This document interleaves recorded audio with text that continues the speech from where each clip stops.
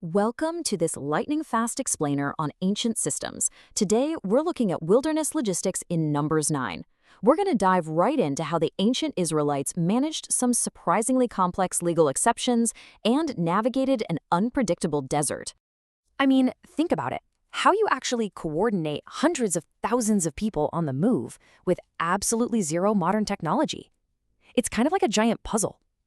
To understand their second year in the Sinai wilderness, we have to look at how they solved two massive problems: maintaining order and managing movement. Let's start with System 1, the loophole, which is all about managing the Passover. Okay, so the text gives us a very clear baseline. The children of Israel were commanded to perfectly execute the Passover exactly 1 year after leaving Egypt. They're out in the wilderness of Sinai. It's the 14th day of the first month at evening, and the rule is they have to do it strictly according to all the original rites and ceremonies. No exceptions. But right out of the gate, they hit a snag. What happens to citizens who are legally defiled, say they've been near a dead body and physically cannot participate? They actually come to Moses and basically ask, "Hey, we are defiled by a dead body. Why are we being kept back from offering to the Lord?" Now, instead of just guessing or making something up on the fly, Moses institutes this brilliant protocol. He essentially hits the pause button.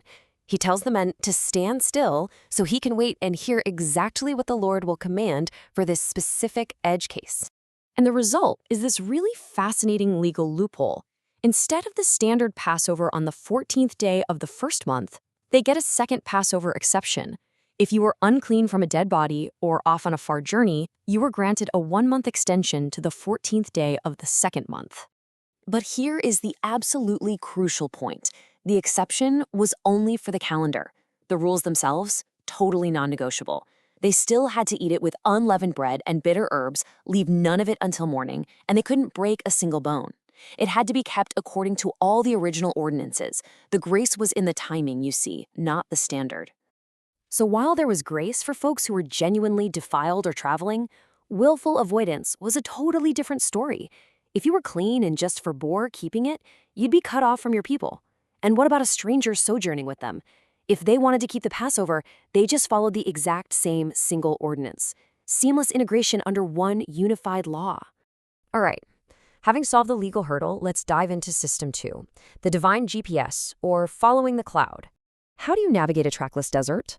Well, they used a flawless 24/7 visual indicator hovering right over the tabernacle. By day, it was a cloud, and by night, the appearance of fire until morning. You literally couldn't miss it. And the movement rules were beautifully binary. Human decision-making was entirely stripped out of the equation. It's simple, if-then logic. If the cloud is taken up, the children of Israel journey. If the cloud rests, they pitch their tents. That's it. But wow, did this require some extreme patience? The wait times were wildly unpredictable. The text specifically notes they might be camped out for 2 days, a month, or even a full year waiting for that cloud to lift. Talk about never really being able to unpack your bags, right? It demanded total submission to the system. Whether it was day or night, if the cloud moved, you moved. They kept the charge of the Lord, journeying and resting strictly at his commandment. Because the golden rule was this: if you moved together. Absolute unified order, right in the middle of wilderness chaos.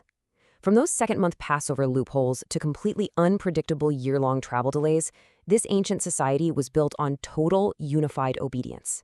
So, it really leaves us with a fascinating question to chew on. How well do you think you'd handle waiting an entire year in a trackless desert, just waiting for the cloud to finally lift?